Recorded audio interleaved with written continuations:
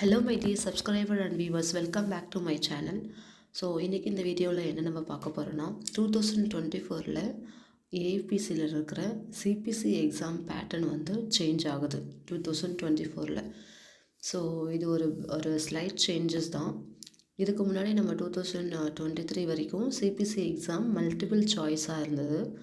ஆனால் இப்போ வந்து 2024 multiple choice as well as fill in the blanks. So multiple சாய்ஸும் இருக்கும், fill in the blanksஸும் இருக்கும். ஸோ அப்போ fill in the blanks வருதே, அப்போ எக்ஸாம் வந்து ரொம்ப கஷ்டமாக இருக்குமா அப்படின்லாம் நினைக்க வேண்டாம். ஸோ எக்ஸாம் வந்து நீங்கள் உண்மையிலே கைட்லைன்ஸ் தரவாக இருந்தீங்கன்னாக்கா உங்களால் fill in the blanks வந்து அட்டன் பண்ண முடியும்.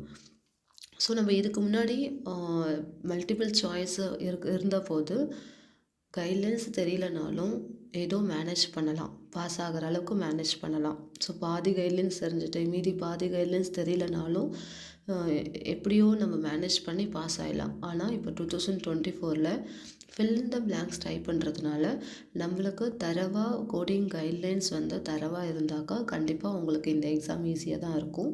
So multiple choice as well as நீங்கள் எப்படி ப்ராக்டிஸ் பண்ணுறீங்களோ அதே model. But fill in the blanks பொறுத்த வரைக்கும் ஒரு பேராகிராஃப் கொடுத்துருவாங்க.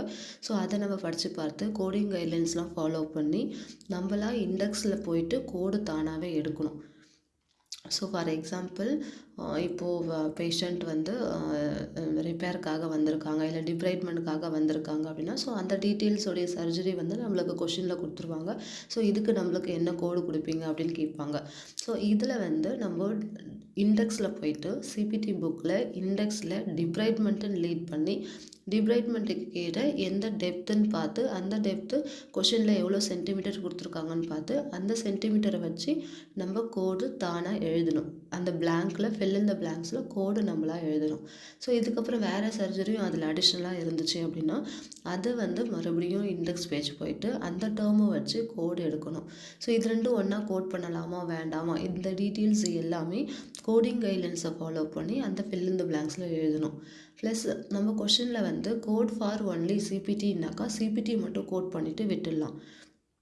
ஆனால் கோடு சிபிடி அண்ட் ஐசிடின்னு கொடுத்துட்டாக்கா ஸோ என்ன சர்ஜரி பண்ணுறாங்களோ அந்த சிபிடியும் கொடுக்கணும்.